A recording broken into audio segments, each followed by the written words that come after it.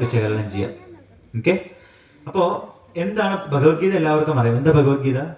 ഭഗവാൻ ശ്രീകൃഷ്ണനാൽ അർജുനന് ഉപദേശിക്കപ്പെട്ട ഒരു എന്താണ് കാവ്യമാണ്, അല്ലെങ്കിൽ എന്താ പറയാ, ഒരു സ്തോത്രമാണ് ഭഗവത്ഗീത എന്നൊക്കെ എല്ലാവരും പറയും അല്ലേ?